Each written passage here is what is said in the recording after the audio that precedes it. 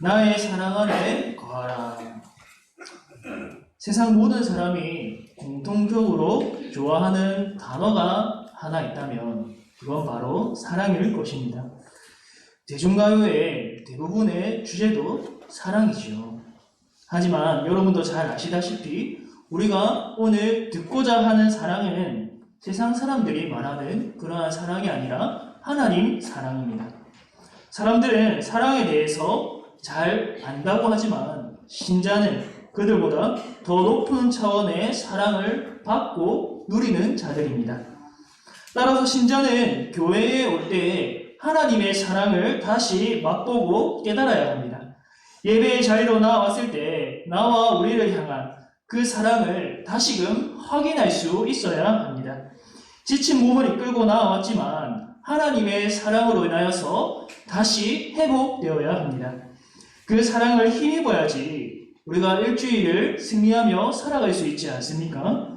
범죄함으로 인해 죄책감과 두려움을 가지고 예배의 자리에 나왔다 하더라도 그 사랑이 녹아내린 보혈을 의지하여서 거룩해져야 합니다. 우리 중에 완벽한 순종으로 일주일을 살아낸 자가 누가 있겠습니까? 아무도 하나님 앞에 당당하게 설 수 없습니다. 그러나 예수 그리스도 안에서 신실한 사랑을 다시 한번 확인하고 이를 믿을 때에 하나님의 자녀로 다시 설 수 있고 다시 살아낼 수 있는 것입니다. 오늘 말씀에서 예수님께서는 제자들에게 나의 사랑 안에 거하라 이렇게 말씀하셨습니다. 그 사랑 안에 거한다는 건 무엇을 말하는 걸까요? 이 말은 우리가 추상적으로 이해하는 경우가 많습니다. 단순히 그의 사랑을 받아들이고 묵상하는 차원으로 생각합니다. 하지만 예수님의 사랑 안에 거하는 것은 아주 구체적이고 실제적인 것입니다. 하나님의 사랑을 우리가 깊이 깨닫고 누릴 때에 영원히 풍성한 유익을 누릴 수 있습니다. 마찬가지로 오늘 이 시간 나의 사랑 안에 거하라 이 말씀을 깊이 깨달을 때 교회가 더욱 하나님의 사랑으로 충만해지는 유익을 누릴 수 있습니다. 아무쪼록 이 주일 오후 시간에 복된 말씀을 간절한 마음으로 받아서 우리 모임 가운데 하나님의 사랑이 충만해지기를 축복합니다. 먼저 첫 번째로 예수님의 사랑 안에 거하는 건 서로 사랑하는 것입니다. 9절과 10절 말씀 우리 함께 읽어보겠습니다. 9절에서 10절 시작. 아버지께서 나를 사랑하신 것 같이 나도 너희를 사랑하였으니 나의 사랑 안에 거하라. 내가 아버지의 계명을 지켜 그의 사랑 안에 거하는 것 같이 너희도 내 계명을 지키면 내 사랑 안에 거하리라. 아멘. 나의 사랑 안에 거하라고 할 때 그것은 어떤 종류의 것일까? 그 사랑은 성부 하나님으로부터 시작된 사랑입니다. 성부가 성자를 사랑하신 것처럼 예수님도 그 사랑으로 제자들을 사랑하셨습니다. 성부는 성자와 떨어진 적이 단 한 번도 없으십니다. 요한복음 1장 1절에 이렇게 기록되었죠. 태초에 말씀이 계시니라. 이 말씀이 하나님과 함께 하셨으니 이 말씀은 곧 하나님이시라. 성부와 성자는 태초부터 그리고 영원전부터 단 한 번도 떨어진 적이 없으십니다. 그리고 앞으로도 영원히 함께 하십니다. 성부는 성자를 향하여서 내 사랑하는 아들이다 라고 불러주십니다. 이처럼 예수님도 성부가 아들인 자신을 사랑하였듯이 이 성자인 예수님도 제자들을 그 사랑으로 사랑하였습니다. 그들과 늘 함께 하셨고 그들에게 사랑을 말하고 가르쳤으며 그 사랑을 실천하셨습니다. 요한복음 13장에서 제자들의 발을 씻기면서 그들에게 섬기는 모습을 보인 건 이 예수님의 섬기시는 사랑을 나타냅니다. 도리어 섬김을 받아야 할 자가 제자들을 섬겼습니다. 그러면 나의 사랑 안에 거하라는 건 추상적인 것이 아니라 구체적이고 실제적인 것이라고 했는데 이것은 어떻게 하는 것일까? 10절 말씀에 내가 아버지의 계명을 지켜 그의 사랑 안에 거하는 것 같이 너희도 내 계명을 지키면 내 사랑 안에 거하리라. 예수님은 아버지의 사랑 안에 거했다고 했는데 어떻게 그렇게 했냐면 그의 계명을 지키는 것으로 했습니다. 이 땅에 오신 것도 그리고 이 땅에서 사신 것도 모두 하나님의 말씀에 순종하여 된 것입니다. 자기 마음대로 사시지 않고 하나님의 말씀에 순종하여서 하나님의 뜻대로 삶을 살아가시고 하나님의 뜻대로 자기 생명을 하나님 앞에 드렸습니다. 이것이 바로 하나님의 사랑 안에 거하는 것입니다. 우리는 흔히 그 사랑 안에 거하는 것을 추상적으로 이해하기 쉬운데 오늘 본문을 통해서 구체적으로 이해할 수 있습니다. 예수님의 사랑 안에 거하는 것은 그분의 계명을 지키는 것이구나. 내가 그저 수동적으로 받기만 하는 것이 아니구나.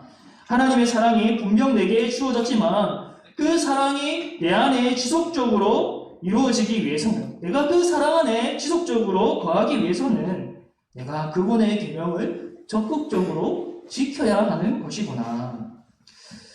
다시 말하면 그 계명을 지키는 것은 순종인데 이것은 우리 안에 나오지 않습니다. 우리가 아무리 열심히 노력하고자 해도 우리 안에서 순종이 나오지 않습니다. 하나님이 무서워서 두려워서 심판받기 싫어서 애써 지키려고 할지는 모르겠지만 온전히 주님이 받으시는 순종은 우리 본성에서 나오지 않습니다. 그 순종은 하나님이 받으시는 순종은 하나님의 사랑만이 나올 수 있는 행위입니다. 우리에게는 그 순종을 행할 능력과 의지가 없습니다. 그런데 하나님의 그 사랑이 우리 영혼을 감동시키고 우리 영혼의 사랑을 일으키셨습니다. 예수님을 모르는 사람들은 이방 신에게 숭배하는 이유가 사랑해서가 아니죠. 그저 그 신의 능력을 통해서 이익을 얻고 그리고 그 능력을 통해서 자신이 성공하기 위함입니다. 그렇게 열심히 빌고 절하는 이유는 그 신을 사랑해서 그 신을 위해서가 아니라 자신의 욕심을 채우기 위함이죠. 자신을 위해서입니다. 우상에게 절하는 것은 우상에게 절하는 것이 아니라 자기 자신에게 절하는 것이죠. 그러나 예수님을 아는 신자는 사랑하기 때문에 순종합니다. 예수님이 하나님을 사랑해서 순종하신 것처럼 우리도 그분을 사랑해서 순종합니다. 계명을 지키는 건 하나님의 사랑에서 나오기 때문에 이를 통해 지속적으로 그분의 사랑에 거할 수 있습니다. 순종함으로 내가 그분으로부터 받은 사랑을 더욱 확신하고 확증하게 됩니다. 또한 그 사랑을 행할 때에 기쁨이 우리 안에 충만해집니다. 11절에 예수님께서 이렇게 말씀하셨습니다. 우리 11절 말씀 함께 읽어보겠습니다. 시작! 내가 이것을 너희에게 이름은 내 기쁨이 너희 안에 있어 너희 기쁨을 충만하게 하려 함이라. 아멘.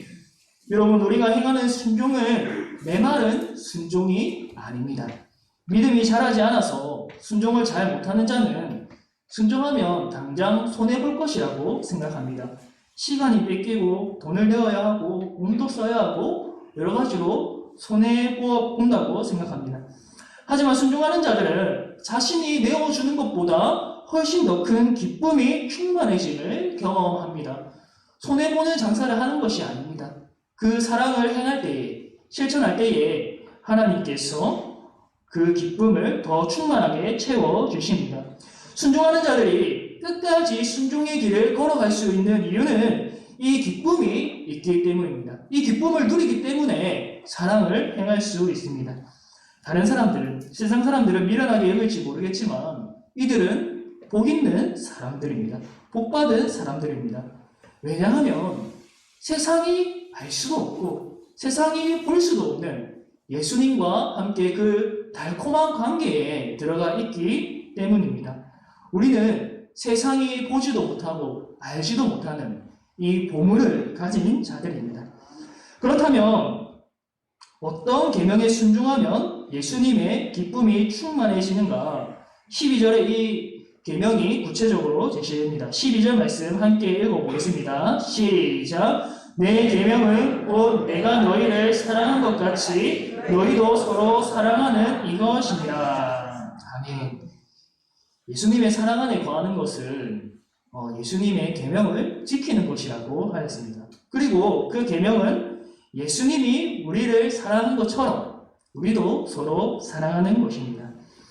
예수님이 아버지의 사랑, 성부의 사랑을 받은 것은 그 사랑을 혼자 독차지하기 위함이 아니었습니다. 삼위일체 하나님 사랑의 특징이 무엇인가? 그 사랑이 나누어지고 확장하는 데에 있습니다. 삼위만 서로 간에 사랑하는 그런 이기적인 사랑, 배타적인 사랑이 아니라 삼위의 그 사랑은 서로를 향할 뿐 아니라 동시에 외부를 향하기도 합니다. 이 세상을 향하여 또 택한 백성을 향하여서 사랑이 뻗어나가고 확장되어 나갑니다. 마찬가지로 예수님께서 제자들을 사랑하신 이유는 12제자만 누리는 사랑이 아니라 더 나아가 수많은 형제들과 서로 사랑하도록 하기 위함입니다. 예수님은 교회의 머리이신데 그 사랑을 지체된 우리에게 모두 흘려 보내주셨습니다. 여러분, 건강한 몸은 혈액순환이 잘 됩니다. 혈액순환이 잘 되면 얼굴빛이 좋습니다. 몸의 모든 기능이 문제없이 잘 발휘됩니다. 그러나 혈액순환이 잘 안되면 낯빛이 좋지 않습니다. 혈액순환이 잘 안되는 곳마다 문제가 있고 몸의 기능이 잘 이루어지지 않습니다. 제대로 발휘되지 않습니다. 제대로 걸을 수 없고 팔도 힘을 낼 수가 없습니다. 아들이 아버지로부터 사랑을 받은 것은 혈액처럼 우리에게 나누어주기 위함이었고 우리가 그분의 사랑을 받은 것은 그 사랑을 서로에게 흘려보내며 서로 사랑하기 위함입니다. 따라서 그분의 사랑을 받았다고 말하는 자는 반드시 그 사랑을 행하는 대로 나아갑니다. 그분의 사랑 안에 거하는 자는 똑같은 말로, 다른 말로 하면 서로 사랑하는 사람입니다. 그분의 사랑 안에 거한다고 하면서 서로 사랑하지 않는다고 하는 건 불가능한 일입니다. 모순된 일입니다. 포도나무 가지가 15장 1절부터 보면 포도나무 가지 비유가 나오는데 포도나무 가지가 포도나무에 붙어서 그 양분을 받아서 열매를 맺을 수 있듯이 예수님의 사랑 안에 거하는 자는 그 사랑을 받아서 반드시 열매 맺는 대로 나아갑니다. 예수님의 사랑과 성령이 우리 안에서 역사하기 때문에 반드시 그러한 열매를 맺습니다. 성도 여러분, 여러분은 서로 사랑하십니까? 오늘도 이 사랑을 실천하셨습니까? 그의 사랑 안에 거하는 건 수동적인 게 아닙니다. 능동적입니다. 그의 사랑 안에 거하는 건 추상적인 게 아닙니다. 실제적입니다. 내가 가정으로 부름받은 것은 주님이 하나 되게 하신 아내를 사랑하는 데 그 목적이 있습니다. 아내를 사랑하는 것도 내 안에 있는 사랑으로는 할 수가 없습니다. 그리스도의 사랑이 필요합니다. 나의 약함을 인정하고 나의 죄인됨을 인정하고 상대방의 잘못을 정죄하지 않고 덮어주는 사랑은 내 안에서 나오지 않습니다. 그리스도의 사랑을 의지하지 않고서는 불가능합니다. 아내를 사랑하면서 나의 죄인됨과 그리스도의 사랑을 체험적으로 알게 됩니다. 부모, 자식 간의 사랑도 마찬가지이지요. 내가 교회에서 목사로 부름받는 것은 주님이 맡겨주신 양떼를 사랑하는 데에 그 목적이 있습니다. 오늘도 만나는 성도 한 분 한 분을 그냥 지나치는 한 사람이 아니라 주님이 피로 값주고 사신 교회의 지체요. 주님의 피를 서로 나눈 형제라는 것을 기억하며 대해야 합니다. 일주일 동안 그들이 세상에서 얼마나 고단하게 살았을지를 생각하면서 늘 그들을 주님의 말씀으로 위로하고 격려하는 데 힘쓰며 더불어 세상에서 늑대의 모기가 되지 않도록 그들을 말씀으로, 진리의 말씀으로 돌볼 수 있어야 합니다. 세속적인 사상에 휩쓸리지 않도록 순수한 복음을 지속적으로 선포하며 믿음이 자랄 수 있도록 힘써야 합니다. 성도들이 뒤처지고 따라오지 못할 때에 그들 곁에서 부축자가 되어 주어야 합니다. 저는 제가 존경하는 목사님 중에 담임 목사님을 비롯해서 이 남포교회 지금은 은퇴하셨지만 박영선 목사님이라고 있습니다. 흔히 목사라고 한다면 사람들이 영혼의 의사다, 영혼을 치료할 의사다라고 생각합니다. 그러나 그 목사님께서 목사는 과연 어떤 사람입니까? 물어봤을 때 대답하기를 목사는 영혼의 구축자라고 생각합니다. 라고 합니다. 사실 의사는 치료해주면 끝입니다. 한번 수술해주고 또 조금 관리해주면 끝입니다. 그러나 구축자는 옆에서 계속 그를 붙잡아 주어야 됩니다. 어깨를 들쳐매고 발걸음을 맞춰주고 인내심을 가지고 그가 회복될 때까지 계속 옆에서 있어 주어야 됩니다.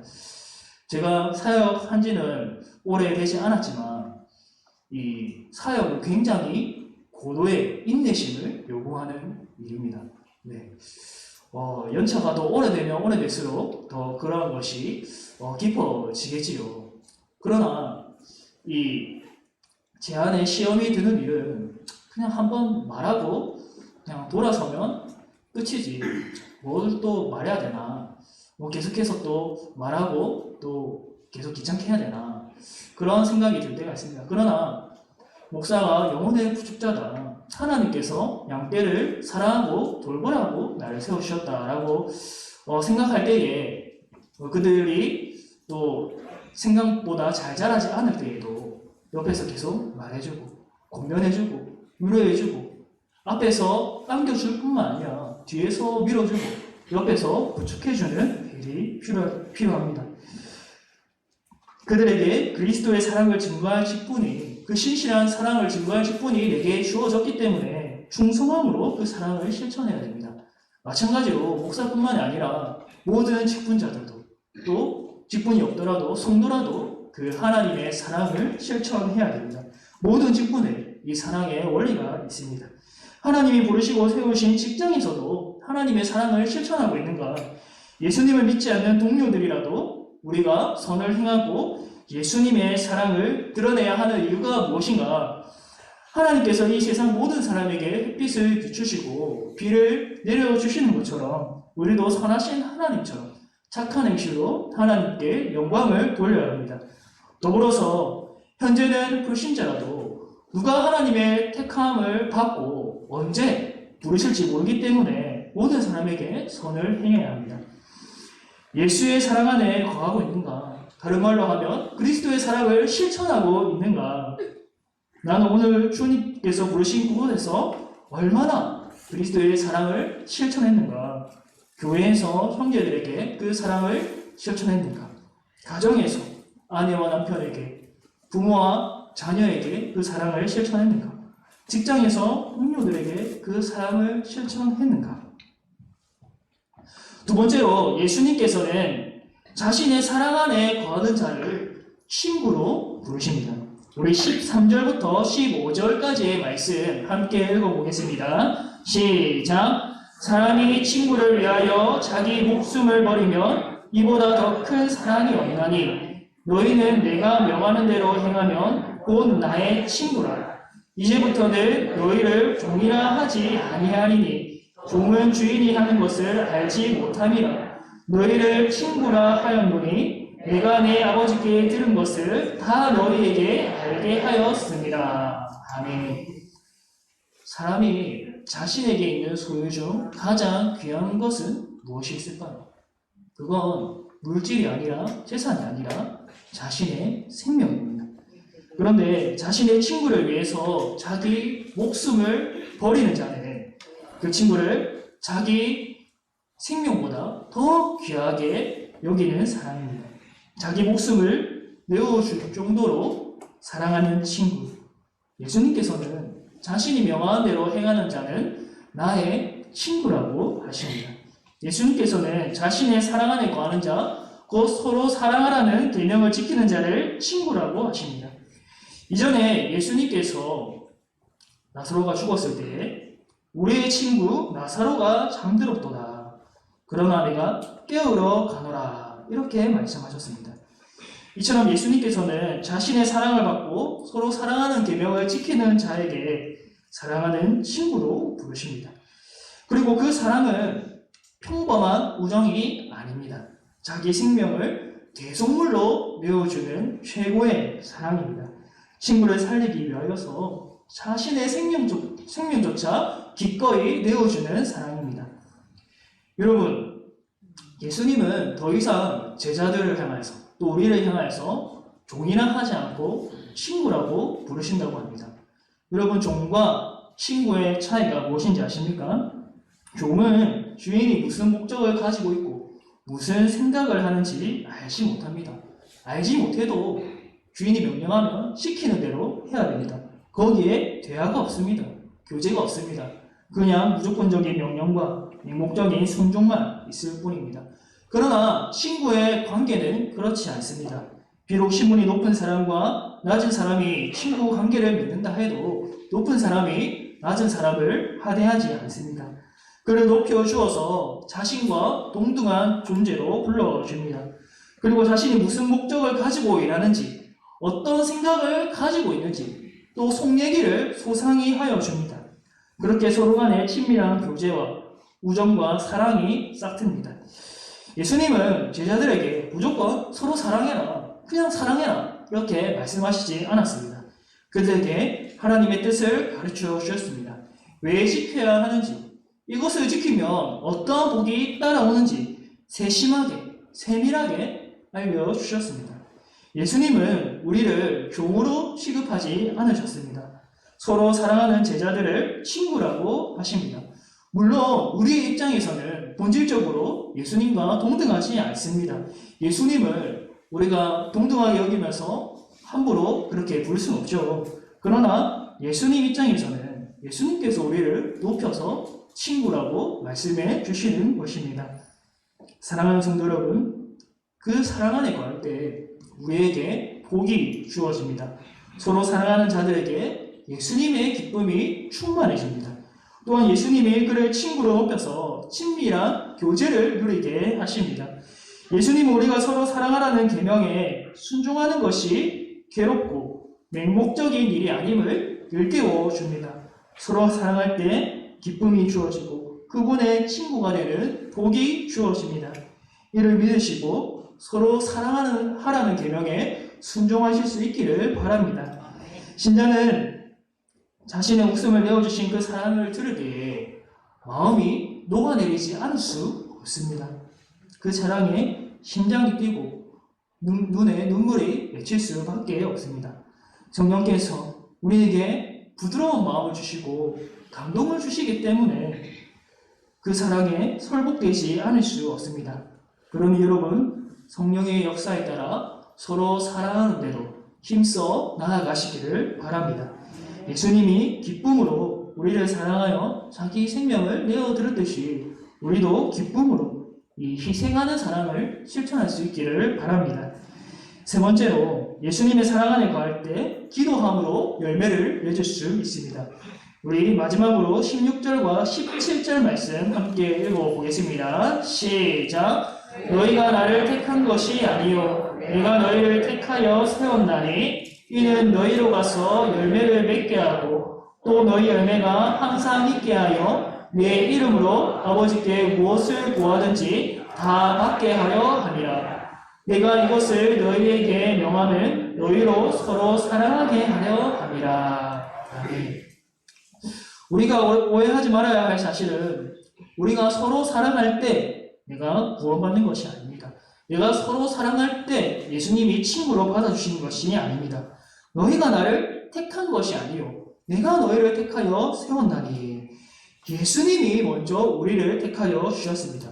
우리를 먼저 택하시고 부르시고 구원받게 하시고 친구로 여겨주셨습니다. 그러나 우리가 서로 사랑할 때에 이 진리가 우리에게 증명되고 확증되는 것입니다.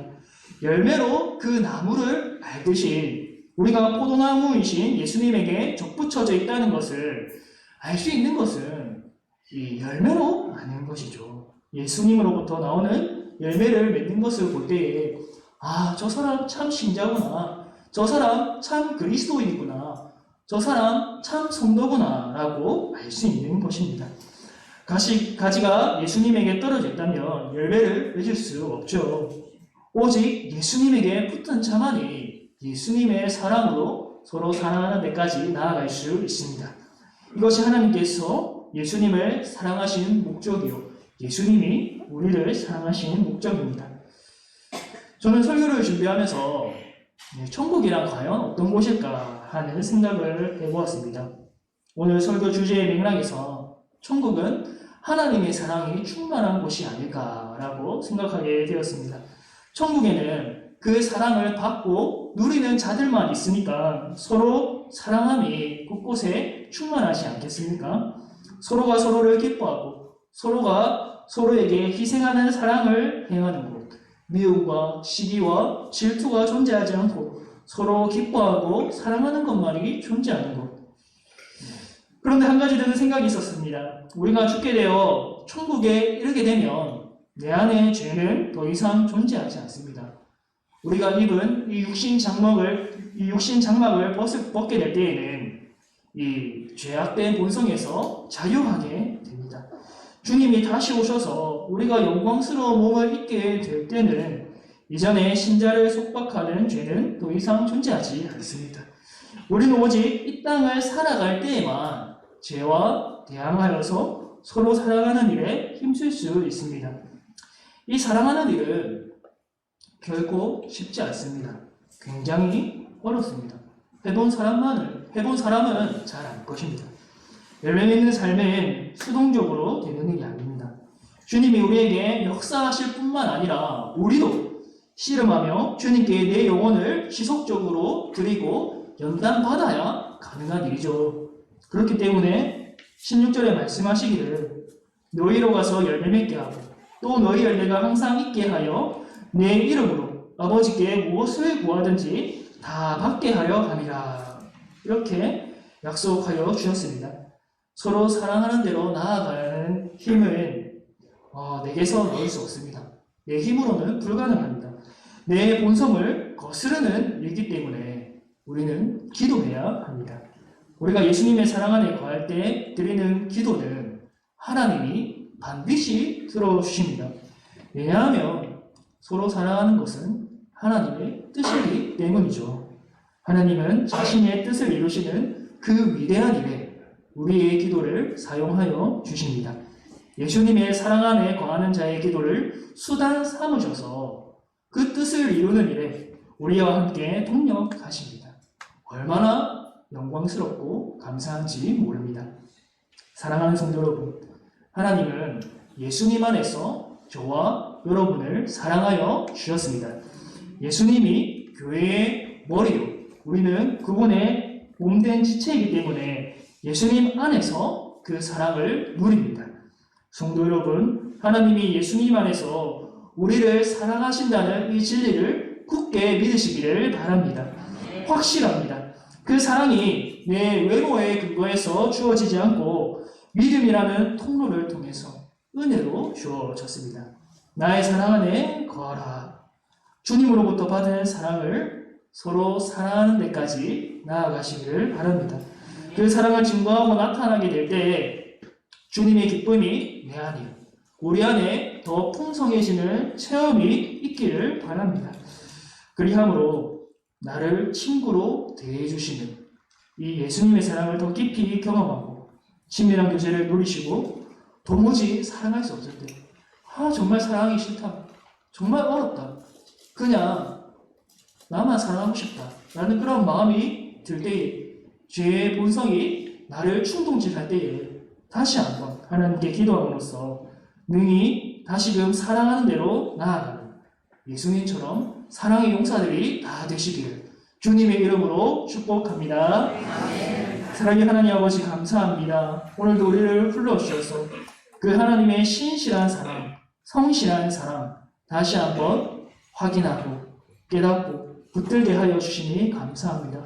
그렇습니다. 이 세상의 유일한 소망은 오직 예수님뿐이며 예수님의 사랑만이 우리를 구원해 줌을 믿습니다. 주님, 오늘도 이 사랑을 붙들게 하여 주시고 일주일 동안 살아갈 때에도 이 사랑 안에 거하면서 그의 계명을 지키고 순종하고 그 사랑으로 서로 살아가는 데까지 나아갈 수 있게 하여 주옵소서. 이 공동체 가운데 하나님의 사랑과 영광이 충만해져서 이 어두운 세상 가운데 밝은 예수의 빛을 비추는 그런 복된 교회 될 수 있도록 주님 함께하여 주옵소서. 이 모든 것 예수님의 이름으로 기도드립니다. 아멘.